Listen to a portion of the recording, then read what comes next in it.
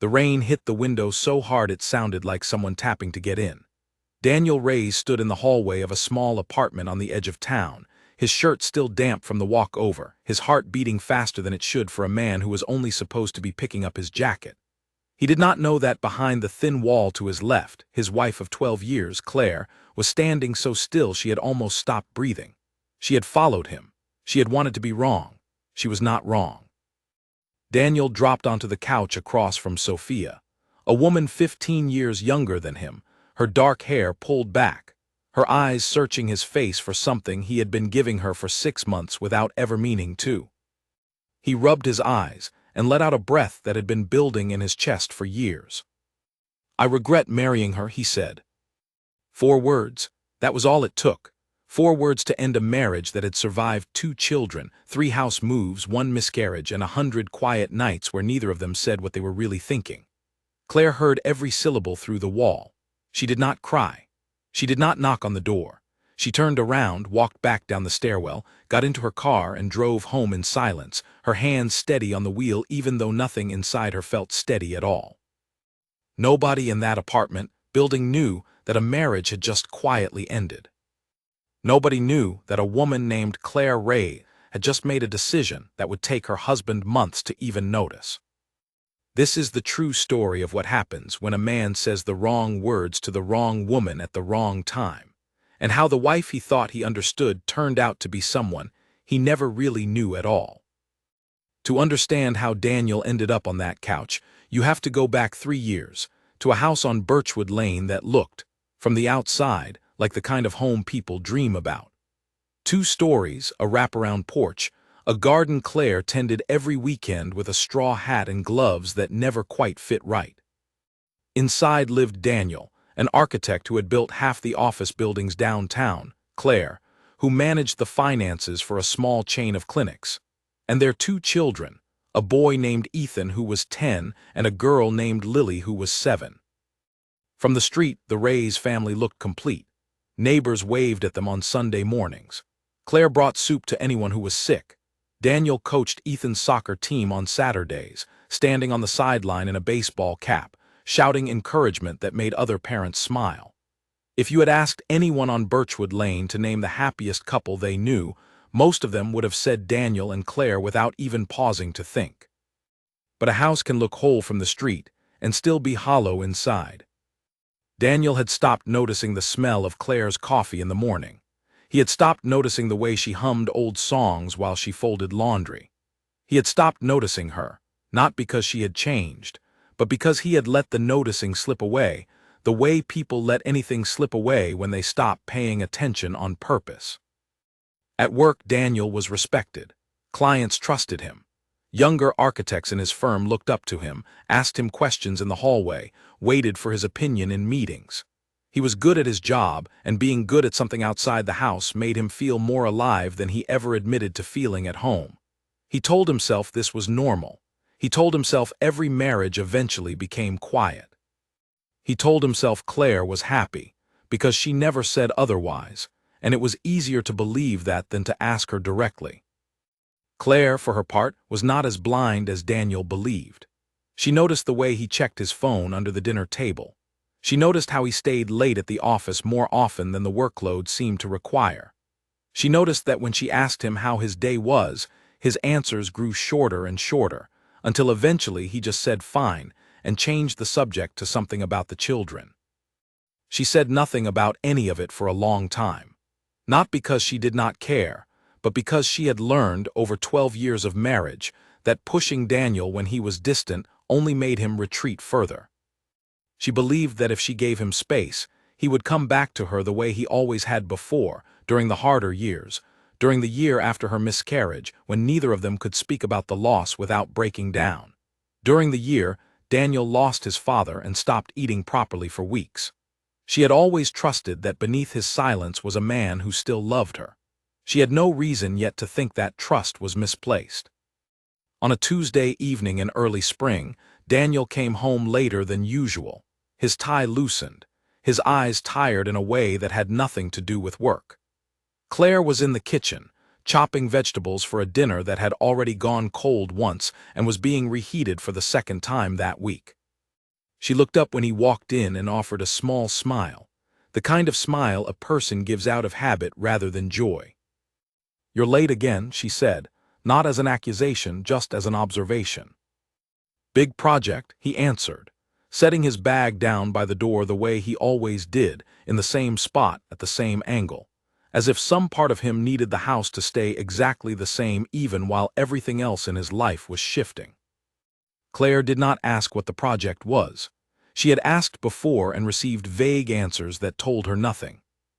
She had learned that some questions only led to longer silences, so she let it go and set the table instead, calling the children down for dinner, watching Daniel sit at the head of the table and eat without really tasting anything, his mind clearly somewhere else entirely. That night after the children were asleep, Claire lay awake beside her husband and listened to him breathe. She thought about the early years of their marriage when he used to reach for her hand in his sleep, when he used to wake up just to tell her about a dream he'd had. She wondered when that had stopped, and she realized with a small ache in her chest that she could not remember exactly. It had not stopped all at once. It had faded slowly, the way color fades from fabric left too long in the sun. So slowly you do not notice until one day you hold it up to the light and realize it is nothing like the color it used to be. She did not yet know about Sophia. She only knew that something had changed, and that the man beside her felt further away than he had in a very long time. She told herself it was stress from work. She told herself it was the strange quiet that sometimes settles over a marriage in its second decade. She told herself many things that spring, and for a while she almost believed them. Sophia entered Daniel's life on an ordinary Thursday, at a conference 3 hours from home, in a hotel ballroom filled with architects and designers discussing sustainable building materials in a way that made most attendees check their phones under the table.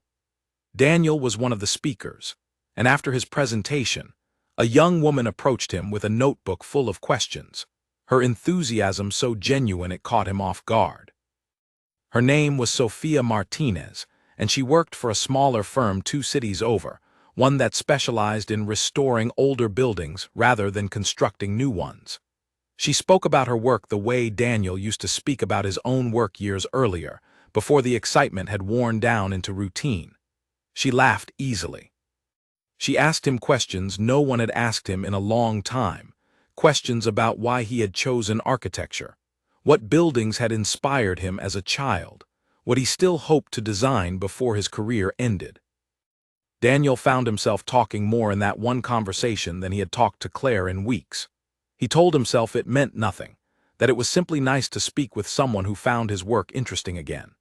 He told himself the same thing when Sophia suggested they get coffee before the next session, and again when they exchanged phone numbers so she could send him an article she had mentioned about a restoration project in another city.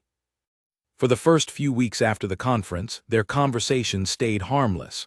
Text messages about work, a shared laugh over an article. Nothing that Daniel could not have shown Claire without hesitation. But slowly, the messages grew longer. They started later at night. They began to include small details that had nothing to do with architecture at all, things about Sophia's day, her thoughts, her worries, and Daniel found himself telling her things about his own life that he had never quite said out loud to anyone, including his own wife. He told her about the pressure of running a household that never seemed to slow down. He told her about feeling unseen at home, about feeling like a wallet and a schedule rather than a person.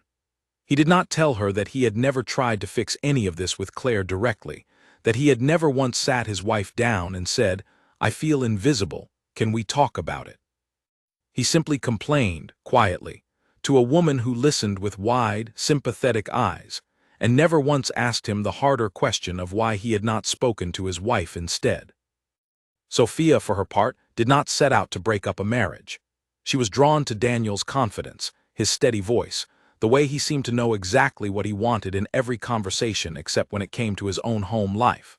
She liked being the person he opened up to. She liked feeling needed in a way that felt meaningful rather than routine. She told herself in the beginning that they were only friends, that a married man confiding in her was not the same as anything happening between them. But feelings do not always stay inside the lines people draw for them. By early summer, Daniel had started finding reasons to travel to Sophia's city for work that could easily have been handled over the phone.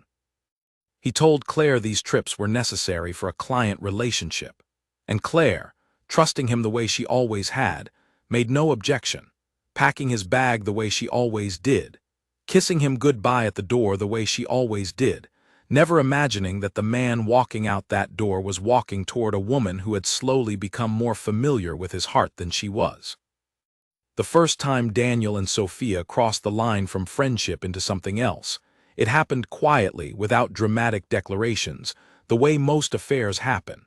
A dinner that ran too late, a conversation that grew too honest, a silence between them that neither one wanted to break by suggesting they should go home.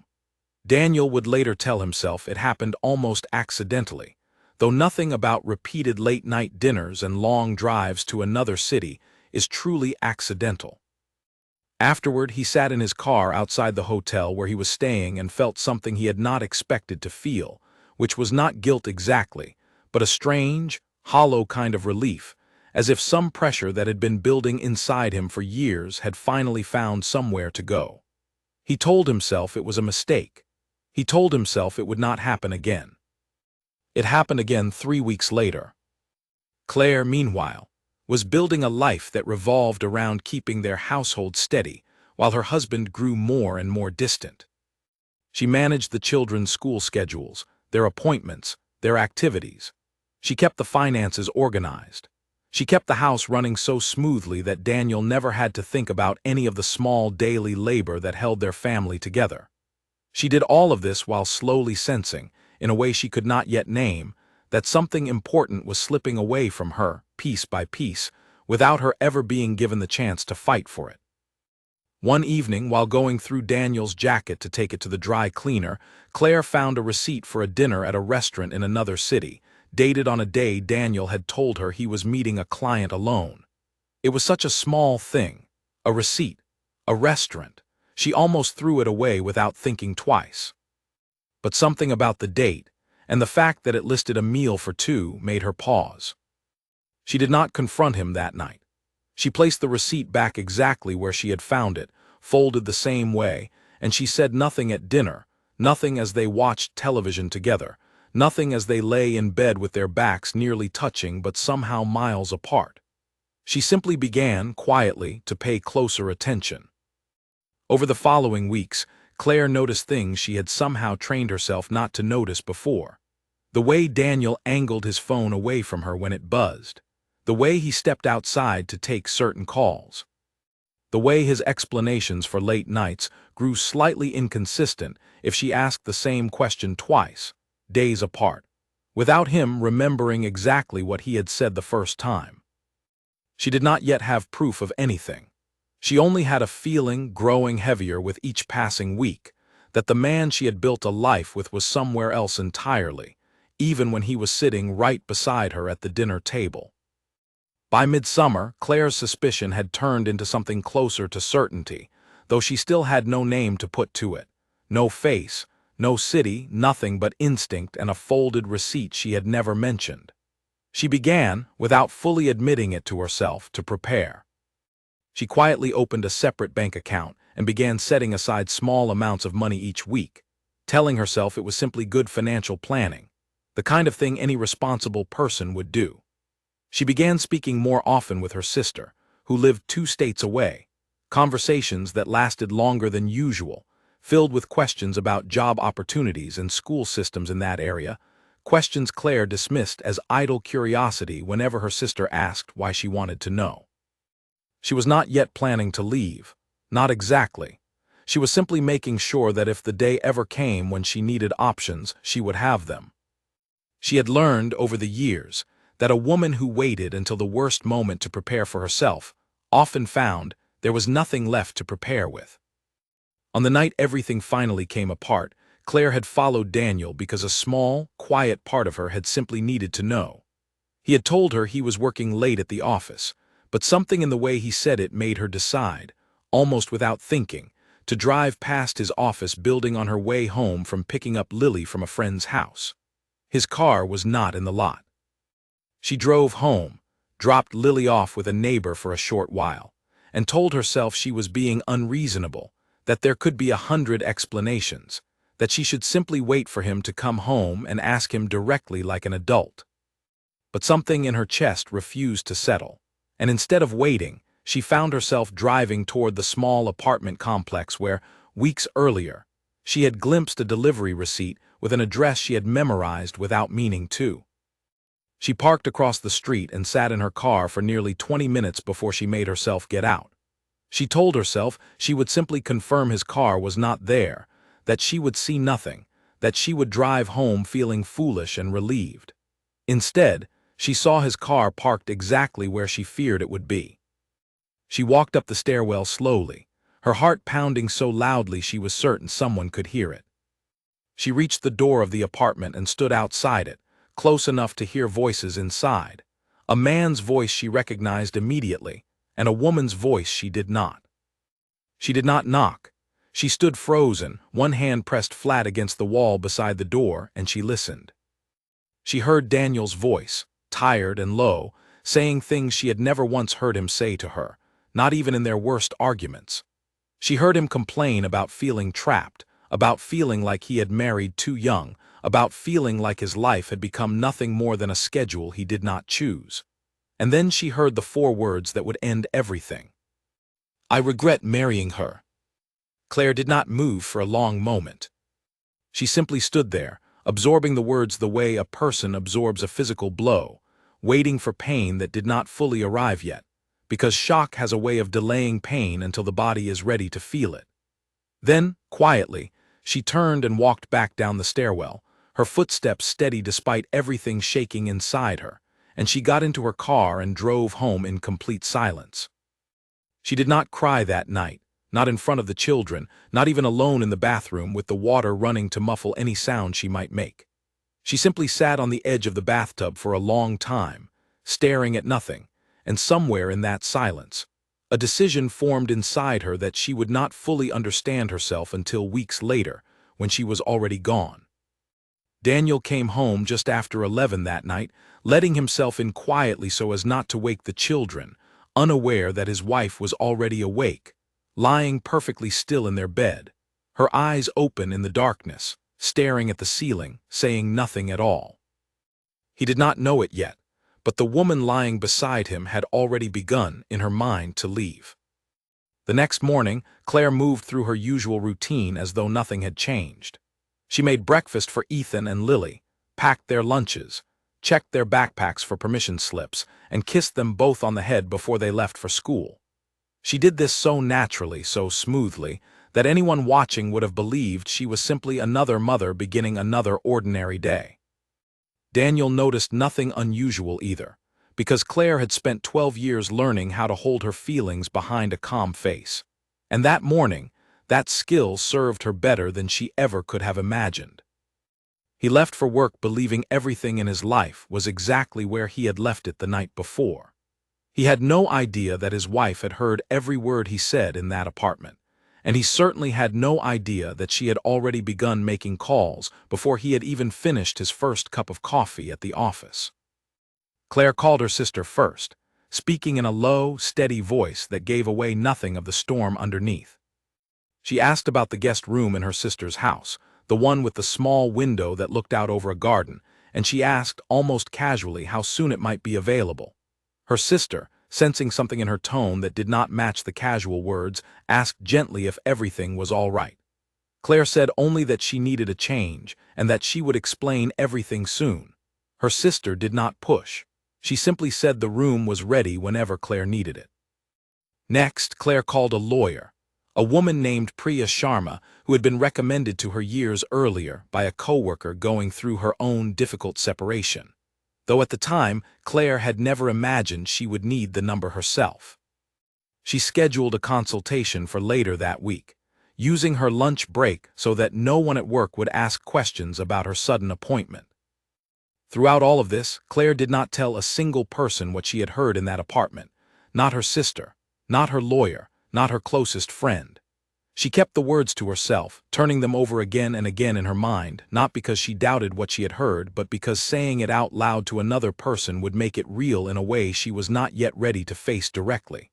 She needed to act first. The feelings could come later. Daniel, meanwhile, returned to Sophia's apartment 3 days later, entirely unaware that anything had shifted in his own home. Sophia had noticed a change in him since the night he had spoken those 4 regretful words, though she could not have known that his wife had heard them too. Sophia had taken his comment as something close to a promise, a sign that his marriage was truly ending and that a future between them was becoming possible.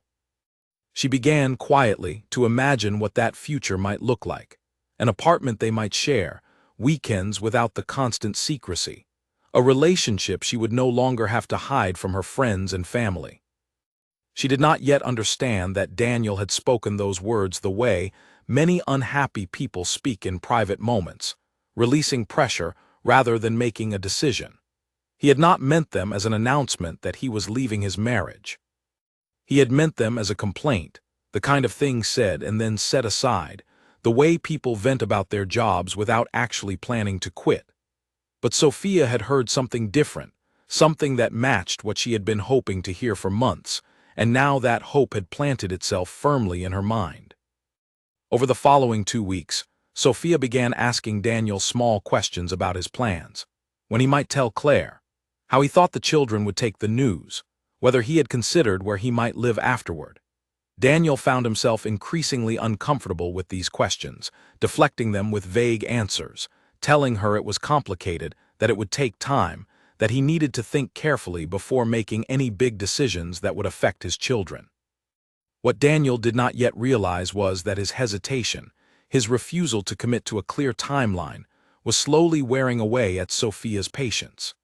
She had begun to feel, in a quiet corner of her mind, that perhaps his words that night had been exactly what he claimed later they were, nothing more than frustration spoken aloud, and not the promise she had built her hopes around. At home, Claire continued her quiet preparations. She spoke with her lawyer, who explained her options clearly and without judgment, laying out what a separation would look like, what she would need to gather, what steps she should take to protect herself and her children financially and legally before making any move. Claire listened carefully, taking notes in a small notebook she kept hidden in the bottom of her closet, beneath a box of old photographs Daniel never touched. She began gathering documents slowly over several weeks so that nothing would look unusual: bank statements, copies of the mortgage, the children's school records.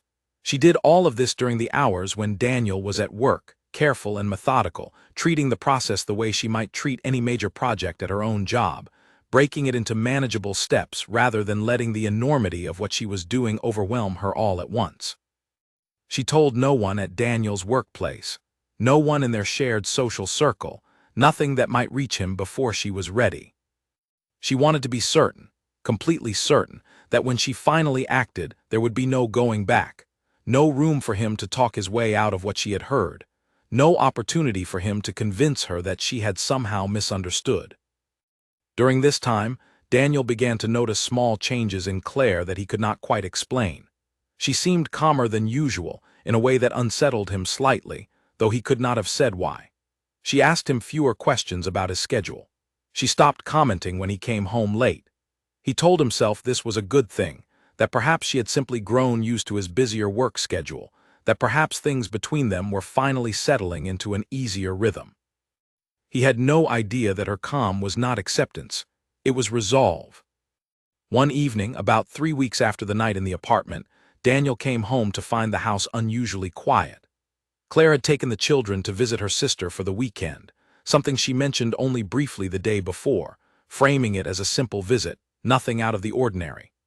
Daniel, relieved to have a quiet weekend to himself, spent most of it working, and one evening, without much thought, invited Sophia over, believing there was no risk since his family was away. It was the first time Sophia had ever been inside his home, and standing in the living room where photographs of Claire and the children lined the walls, she felt something shift inside her that she had not expected.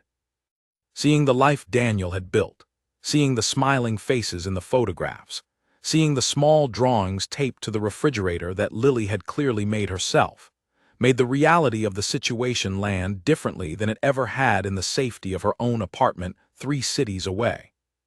She asked Daniel, standing in that living room, whether he had told Claire yet.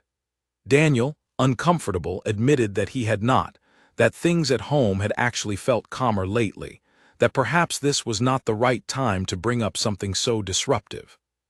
Sophia felt something cold settle in her chest as she listened to him speak, a growing suspicion that the man standing in front of her had never truly intended to leave his marriage at all, that his words that night in the apartment had been nothing more than a passing complaint, forgotten by him the moment the conversation moved elsewhere. She left his house that evening earlier than planned, telling him she had a headache, though the truth was far more complicated than any headache could explain. Daniel, oblivious to the depth of what had shifted in her, simply kissed her goodbye and told her he would call her later in the week.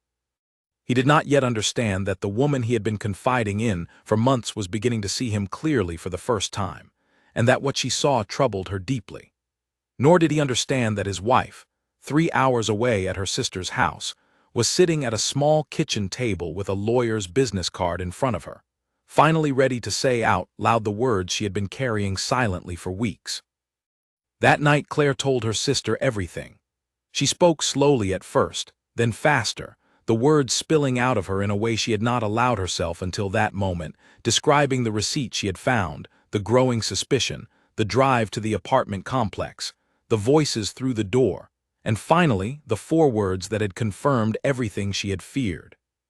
Her sister listened without interrupting, holding her hand across the table, and when Claire finally finished speaking, her sister asked her only one question. "What do you want to do now?" Claire did not hesitate. "I want to leave," she said, quietly, completely, without giving him the chance to talk me out of it. Her sister nodded, and from that moment forward the two of them began planning together, no longer in secret from each other, but still entirely in secret from Daniel, who remained back at home, entirely unaware that his family and his marriage were already slipping through his fingers. The weekend Claire spent at her sister's house was the last ordinary weekend of her marriage, though Daniel would not understand that until much later. When she returned home on Sunday evening with the children, she greeted Daniel with the same warm smile she always gave him, the same easy conversation about the drive home, the same routine of unpacking bags and starting a load of laundry before bed. Nothing in her behavior suggested that anything had changed. This was, in fact, exactly what she intended. Claire had decided, with the careful precision of someone planning something they could not afford to fail at, that she would not confront Daniel directly. She had turned this decision over many times in her mind during the drive home, wondering if honesty demanded she tell him what she had heard, wondering if a confrontation might allow for some kind of resolution, some possibility of repair. But each time she considered it, she came back to the same conclusion. She did not want repair. She did not want an apology delivered only because she had caught him. She wanted out cleanly on her own terms before he even realized she knew. So she continued as before, cooking dinner, managing the children's schedules, sleeping beside a man she no longer trusted, all while quietly finishing the preparations that would allow her to disappear from his life the moment she was ready. Daniel, for his part, grew more distracted in the weeks that followed. Sophia had become distant since her visit to his house, responding to his messages more slowly, offering shorter answers, declining 2 invitations to meet that he had suggested. He told himself it was simply her schedule, a busy period at her firm, nothing to worry about.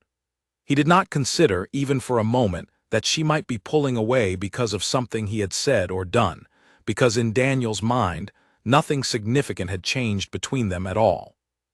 He found himself, during this period, growing strangely more attentive toward Claire, not because he suspected anything was wrong, but because Sophia's sudden distance had left an emptiness he did not fully understand, and some part of him, without consciously choosing to, began reaching for the comfort of his own home again. He came home earlier some evenings. He asked Claire more questions about her day. He even suggested, one Saturday, that they take the children to the small carnival that had set up in the park near their house, something they had not done together as a family in over a year. Claire agreed, and the day unfolded pleasantly, Ethan winning a small stuffed animal at a ring toss booth, Lily's face covered in the blue and pink sugar of cotton candy, Daniel laughing in a way Claire had not heard from him in months. Watching him laugh that day, Claire felt something complicated rise in her chest, not quite forgiveness, but something close to grief, a mourning for the version of her husband she had once loved so deeply, and the version she now understood he had become behind closed doors. She did not let this moment of tenderness change her plans. If anything, it strengthened her resolve, because she understood now that Daniel was capable of showing her warmth and connection even while carrying on a life she knew nothing about, and she could no longer trust which version of him was real. She smiled at him across the carnival that day, holding Lily's hand, and inside she was already imagining the address of the apartment her sister had found for her 3 states away, already imagining the boxes she would need to pack, already imagining the exact week she would leave. Priya Sharma, her lawyer, had advised her carefully on the timing. Because Claire and Daniel jointly owned their home and shared finances built over more than a decade, an abrupt departure without proper documentation could create legal complications later, particularly regarding custody arrangements for Ethan and Lily. Priya recommended that Claire finish gathering all necessary paperwork first, secure a stable living situation for herself and the children, and then file for the appropriate legal separations before physically relocating, ensuring that her move would be recognized as a lawful and protected decision rather than something that could later be used against her. This meant Claire needed several more weeks before she could act. Weeks she spent maintaining the careful appearance of an ordinary life while quietly finalizing every detail behind the scenes. She enrolled the children, tentatively, in a school near her sister's home, explaining to the administrators that the family might be relocating due to a work opportunity, a story vague enough to raise no questions. She transferred small amounts of money regularly into the account Daniel did not know existed, careful never to move enough at once to draw his attention to their shared accounts. She photographed important documents on her phone and stored them in a cloud folder protected by a password Daniel would never think to guess. Throughout all of this, she never once raised her voice at him, never once hinted through her behavior that anything had changed. She continued attending dinners with his coworkers, continued smiling in family photographs, continued sleeping beside him at night while privately counting down the weeks until she would be gone. Daniel, unaware of any of this, eventually reached back out to Sophia, frustrated by her continued distance. When they finally met again, at a quiet cafe 2 cities from either of their homes, Sophia was different than he remembered. She sat across from him with her hands wrapped around a cup of coffee she did not drink, and she told him plainly that she needed to know what he actually wanted. "I heard you say you regretted marrying her," she said, "that night. I believed you meant something by it, but it's been weeks and nothing has changed. You haven't told her. You haven't made any move to leave. I don't think you were ever really planning to." Daniel sat in silence for a long moment, caught between the 2 versions of his own feelings, the frustration he genuinely felt about parts of his marriage, and the reality that frustration and a genuine desire to end that marriage were 2 very different things. He had never actually decided to leave Claire. He had simply been unhappy, and unhappiness, spoken aloud in a private moment, had somehow transformed itself into something Sophia interpreted as a promise. "I don't know what I want," he finally admitted, which was, in its own way, the most honest thing he had said to Sophia in their entire relationship. But it was also, for Sophia, the final answer she needed. She nodded slowly, finished the coffee she had not wanted, and told him she thought it was best if they stopped seeing each other. Daniel left that cafe feeling a strange mixture of relief and loss, unaware that at that very moment, 3 states away, Claire's sister was helping her look at apartments online. Unaware that his marriage had already ended weeks earlier in a stairwell he never knew his wife had stood in. unaware that the woman he was about to lose entirely had already grieved him and moved past that grief, while he was still trying to understand his own feelings for someone else. He drove home that evening believing, in a strange way, that he had made progress, that ending things with Sophia was a step toward repairing his marriage, that perhaps he and Claire could find their way back to each other now that the complication in his life had removed itself. He walked into the house that evening with something almost like hope in his chest, unaware that hope, in this particular story, had arrived far too late. Claire finalized her plans on a Thursday evening in early autumn, exactly 7 weeks after the night she had stood outside that apartment door. Priya Sharma had confirmed that all the necessary paperwork was in order, the temporary custody arrangement had been filed quietly, and the small rental house near her sister's home was ready to be moved into whenever Claire chose. All that remained was choosing the day, and choosing how to leave without giving Daniel any warning that would allow him to interfere. She settled on a Tuesday, because Tuesdays were reliably the day Daniel spent longest at the office, often not returning until well past 7 in the evening for a recurring project meeting that had run late every week for the past 2 months. It gave her the widest window of time to work with. The days leading up to that Tuesday passed with an unsettling normalcy. Claire packed slowly, hiding boxes in the garage beneath old holiday decorations Daniel never touched, moving only a few items at a time so nothing would look different to him if he happened to glance around the house. She withdrew the children from their current school quietly, timing the paperwork so that it would not be processed until after they had already left. She scheduled a moving truck for that Tuesday morning, paid for privately from the account Daniel knew nothing about, arranged to arrive while he was already at work. On the Monday night before, Claire lay beside Daniel in bed for the last time, listening to him breathe evenly beside her, feeling an ache she had not expected to feel so strongly. Despite everything, despite the forewords that had shattered her trust completely, some part of her still remembered the man she had married, the version of him that had once made her laugh so hard she cried, the version of him that had held her hand through her hardest year without ever once complaining about the weight of it. She allowed herself, for just a few minutes, to grieve that version of him quietly in the dark, before reminding herself firmly that the man beside her now was not only that memory, but also the man who had spoken those regretful words to another woman without a single thought for what it might cost. She did not sleep much that night. The next morning unfolded exactly as it always did. Daniel woke early, showered, dressed for work, kissed Claire briefly on the cheek, and told her he would likely be home late again because of the Tuesday meeting. Claire nodded, wished him a good day, and watched from the kitchen window as his car pulled out of the driveway and disappeared down the street, the same way it had disappeared 1,000 mornings before. The moment his car was out of sight, Claire moved with a speed and precision that surprised even herself. The moving truck arrived within the hour. 2 movers her sister had arranged loaded the boxes that had been hidden away for weeks, along with the children's beds, their clothing.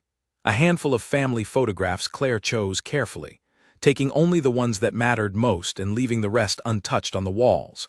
A decision she made deliberately, wanting Daniel to walk into a home that still looked like a home, not a house that had been stripped bare, because she did not want her departure to feel like an act of cruelty, only an act of necessity. She left him a single piece of paper on the kitchen counter, not a long letter, not an explanation filled with accusations, simply a short note that read, "I heard you that night. I am taking the children somewhere safe. My lawyer will be in contact. Please do not try to find us before you hear from her." By early afternoon, the house on Birchwood Lane was quiet in a way it had never been quiet before. Claire drove the children the first 2 hours of the journey herself, her sister meeting her partway to help with the rest. And by the time Daniel's Tuesday meeting ended that evening, his wife and children were already 3 states away, settling into a small rental house with pale yellow walls and a garden Claire had not yet had time to plant anything in. Daniel arrived home just after 8 that evening, tired from the meeting, already thinking about what he might make for a late dinner. The house was dark when he walked in, which struck him as unusual, since Claire almost always left the kitchen light on for him. He called out her name once then again, met only by silence. It took him nearly 10 minutes of walking through the house, room by room, before the reality of what he was seeing began to register. Ethan's room, empty of the posters that had covered its walls just days before. Lily's room, stripped of the small bed shaped like a castle that Claire had bought her for her 6th birthday. The closet in the master bedroom, half empty, Claire's side completely bare. He found the note on the kitchen counter last, his hands trembling as he read it, the words blurring slightly as the full weight of what had happened finally landed on him. He read it 3 times before he fully understood what it meant. She knew. She had known for weeks, maybe months, and she had said nothing, had continued smiling at him across the dinner table, had continued sleeping beside him, had continued the entire ordinary rhythm of their life together while quietly planning her exit the entire time. He called her phone immediately, his hands shaking so badly he nearly dropped it twice. The call went straight to voicemail. He tried again, and again. Each attempt met with the same flat, automated silence. He sent messages, first confused, then desperate, then apologetic, each one delivered but never marked as read. He did not yet understand that Claire had blocked his number entirely, that every message he sent disappeared into a void she had deliberately created, a wall she had built specifically, so that his words could no longer reach her the way his silence once had. Daniel spent that first night sitting on the floor of his empty bedroom, the note still clutched in his hand, replaying every moment of the past several months, searching for the exact point where everything had gone wrong. He thought about the receipt she must have found.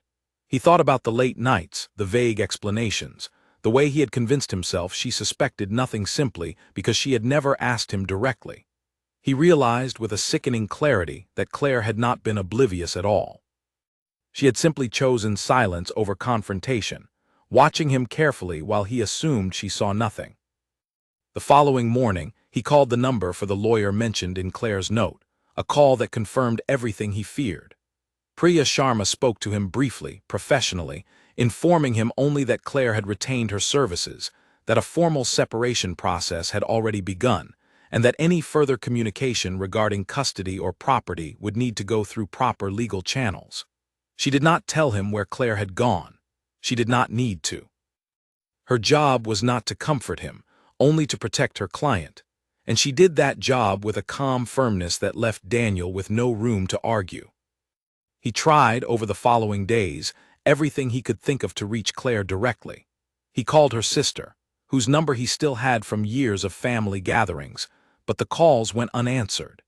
He drove to her sister's old address, the one he remembered from before, only to discover from a neighbor that her sister had moved nearly a year earlier, information Claire had apparently kept from him without his ever noticing. He searched for any trace of where she might have gone, growing more desperate and more disoriented with each dead end. The full scope of how thoroughly Claire had planned her departure only becoming clear to him the longer he searched. At work, Daniel's colleagues noticed the change in him almost immediately. He arrived late, left early, missed deadlines he had never missed before. His usual confidence, the steady voice that had made him respected throughout the firm, faded into something distracted and hollow. When a coworker finally asked him directly if everything was all right, Daniel found himself unable to explain, unable to summarize in a simple sentence the collapse of everything he had built his life around. He reached out to Sophia during this period, not out of romantic interest, but out of a desperate need to speak with someone who might understand at least part of what he was going through. Sophia agreed to meet him once more, at the same quiet cafe where their relationship had ended weeks earlier. When Daniel told her what had happened, that Claire had left, that she had heard the very words he had spoken in Sophia's own apartment, Sophia sat in stunned silence for a long moment before responding. She was there, Sophia finally said. That night, she heard you say that. Daniel nodded, unable to speak. Sophia felt something complicated rise inside her as the full weight of the situation settled over her. She had spent months believing that Daniel's marriage was already fractured beyond repair, that his words that night had been a genuine reflection of where things truly stood between him and his wife. Learning now that Claire had been standing just outside the door, hearing those words directly, changed something in how Sophia understood the entire relationship she had been part of. She realized with a growing discomfort that she had not simply been involved with a man in an unhappy marriage. She had been part of the reason that marriage had ended, whether she had intended that outcome or not. "I think I need some time away from this," Sophia said quietly, gathering her things. "I'm sorry for what happened to your family. I really am, but I can't be the person you talk to about fixing it." She left the cafe that day and did not respond to any of Daniel's messages afterward, choosing instead to focus on rebuilding her own sense of who she wanted to be, separate from the complicated relationship that had consumed the past year of her life.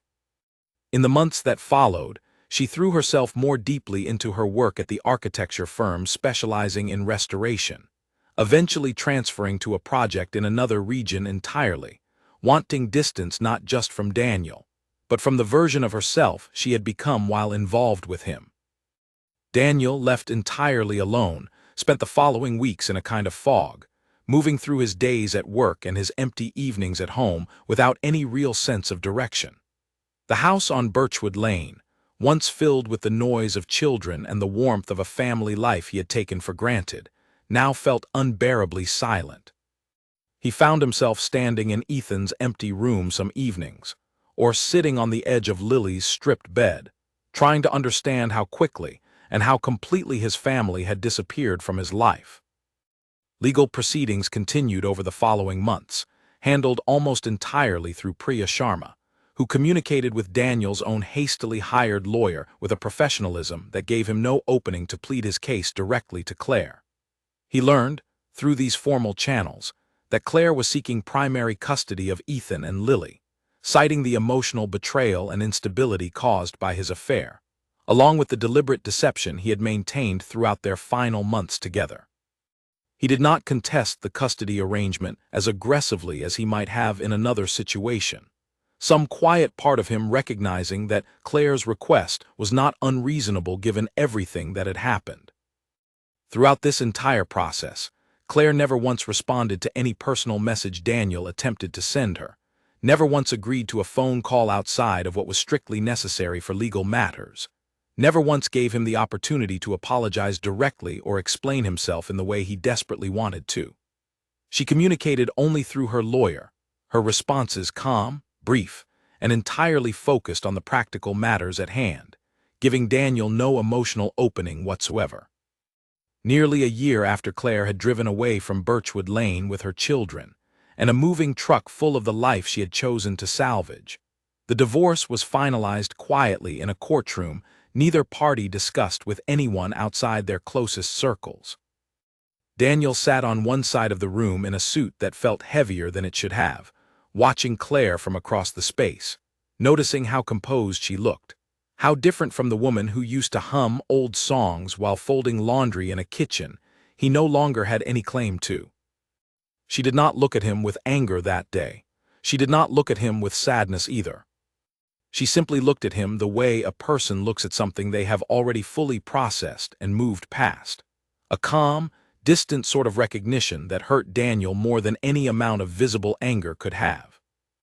After the proceedings concluded, Daniel approached her briefly in the hallway outside the courtroom, asking quietly if they might speak for just a few minutes, if there was any way he could explain himself properly, any way he could apologize for everything in a manner that might mean something to her. Claire paused, considering his request for a long moment before answering. "There's nothing you could say that would change what I heard that night," she said. "I've made my peace with it. I hope someday you make yours." She turned and walked away, her heels echoing softly against the courthouse floor, and Daniel watched her go, understanding finally, completely, that whatever chance he might once have had to save his marriage had ended not in that courtroom, but months earlier, in a stairwell he had never even known she was standing in. In the months that followed, Daniel moved out of the house on Birchwood Lane, unable to bear living alone in a home built for a family that no longer gathered there. He rented a small apartment closer to the city, sparsely furnished, quiet in a way that reminded him constantly of everything he had lost. He continued working at the architecture firm, though the passion that had once defined his career felt dimmer now, harder to access, as though some essential part of him had been left behind alongside his marriage. He saw Ethan and Lily on the weekends allowed by the custody arrangement, driving the long distance to the small town where Claire had resettled, picking them up from a house with pale yellow walls that had, over the past year, become surrounded by a garden Claire had clearly poured her energy into. Watching his children grow more comfortable in that new home, watching them speak excitedly about their new school and their new friends, made Daniel understand with painful clarity just how completely life had moved forward without him, how thoroughly Claire had built something whole and stable out of the wreckage he had caused. He never learned all the details of how Claire had built her new life so quickly and so quietly, and in many ways, he never felt entitled to ask. He knew only what the children occasionally mentioned, that their mother had taken a position at a growing company near their new home, that she had made new friends in the neighborhood, that she seemed, from everything Ethan and Lily described, genuinely happy in a way that Daniel could not fully picture, having only ever known her within the context of the marriage he had broken. Claire, for her part, found in the year following her departure a version of herself she had not realized she was capable of becoming. Away from Daniel, away from the quiet erosion of attention and honesty that had defined the final years of their marriage, she discovered a confidence she had not felt in a very long time. She threw herself into her new job with an energy that surprised even her, earned a promotion within the first year, and slowly built a small but meaningful circle of friends in her new community, women who knew her only as she was now, not as half of a couple that had once seemed so solid from the outside. She dated occasionally, though cautiously, taking her time in a way she had never been able to during her 20s, when she had married Daniel young and full of hope, believing then that love, once found, simply stayed. She had learned painfully that love required more than hope to survive, that it required honesty, attention, and a willingness to speak difficult truths before they curdled into secrets spoken to someone else entirely. She carried this lesson forward carefully, determined not to repeat the quiet erosion that had cost her so much the first time. The children adjusted, as children often do, with a resilience that surprised both their parents. Ethan grew into a thoughtful, steady boy, excelling in school, developing a passion for building small models of bridges and buildings that reminded Claire, with a bittersweet ache, of the father he barely saw anymore. Lily, younger and more openly emotional, struggled more visibly in the early months after the move, missing her old bedroom, her old friends, the familiar streets of Birchwood Lane, but eventually settled into the rhythm of her new life with the same natural resilience Claire had hoped both her children would find. Daniel, watching all of this unfold from the periphery of his children's lives, understood slowly that the family he had once taken for granted had rebuilt itself entirely without him at its center. He was still their father, still present in the ways the custody arrangement allowed, but he was no longer the anchor of their daily lives, no longer the person whose approval or attention shaped their world the way it once had. He thought often, during the quiet evenings in his small apartment, about the exact moment everything had gone wrong. Not the moment Claire had left, not even the moment she had heard him speak those 4 words, but earlier, much earlier, in all the small, ordinary evenings when he had chosen distraction over honesty, silence over conversation, complaint over the harder work of speaking directly to the person he had promised to build a life with. He understood, finally, that the affair itself had not been the true failure of his marriage.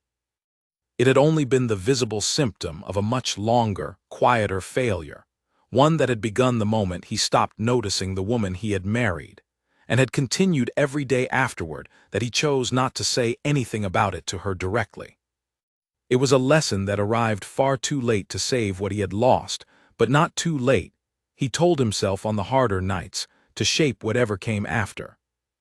2 years after the divorce was finalized, Daniel found himself standing at Ethan's middle school graduation, sitting several rows behind Claire and her new partner, a quiet, steady man named Marcus who worked as a civil engineer, and who had, according to everything Daniel had observed over the past year, treated both Ethan and Lily with genuine warmth and patience. Watching Claire laugh easily beside Marcus, watching the natural comfort between them, Daniel felt a complicated mixture of emotions, not quite jealousy, though something close to it, mixed with a deeper, quieter gratitude that his children had someone steady in their lives, even if that someone was not him. After the ceremony, as families mingled outside the auditorium taking photographs, Claire approached Daniel briefly, something she had not done voluntarily in the 2 years since their divorce. She asked how he was doing, her tone genuinely curious rather than merely polite, and Daniel found himself answering honestly for what felt like the first time in years, telling her about a small project he had recently completed, a community center he was particularly proud of, one that reminded him why he had fallen in love with architecture in the first place. Claire listened, nodding, and for a brief moment, something like the old ease between them flickered back into existence. Not romantic, not a suggestion of reconciliation, but something quieter and perhaps more valuable, a recognition that despite everything, they had once built something real together, and that the children standing nearby, laughing with their friends in their graduation caps, were proof that something good had come from the years they had spent as a family. Even if the marriage itself had not survived. "I'm glad you're doing better," Claire said simply, before Marcus called her name from across the courtyard, and she turned to rejoin him, leaving Daniel standing alone for a moment among the crowd of celebrating families. He drove home that evening not with the heavy grief that had defined so many of his evenings in the year following her departure, but with something closer to acceptance. He understood now, more fully than he had at any point during the painful unraveling of his marriage, that some mistakes cannot be undone, only learned from, and that the version of himself who had spoken those 4 careless words in a stairwell he never knew existed had been a man too distracted by his own unhappiness to recognize the value of what he already had. In the years that followed, Daniel began, slowly, to rebuild his own life, not by searching for someone to replace what he had lost, but by learning, piece by piece, the lessons Claire's departure had forced him to confront. He began speaking more openly with the people in his life, choosing honesty over quiet complaint, choosing direct conversation over the kind of silent resentment that had once led him to a stranger's apartment instead of his own kitchen table. He became, over time, a more attentive father, driving the long distance to see Ethan and Lily as often as the arrangement allowed, never missing a birthday, never missing an important school event, determined to be present in whatever way he still could be, even from the periphery of the family he had once been at the center of. Claire, for her part, continued building the steady, contented life she had fought so hard to secure for herself and her children. She never spoke publicly about the exact details of what had ended her marriage, choosing instead to let her actions speak for themselves, raising Ethan and Lily with warmth and honesty, building a career that gave her genuine pride, and eventually finding, with Marcus, the kind of steady, attentive partnership she had once hoped to find with Daniel but had learned, painfully, that she had to build for herself first before anyone else could truly share it with her.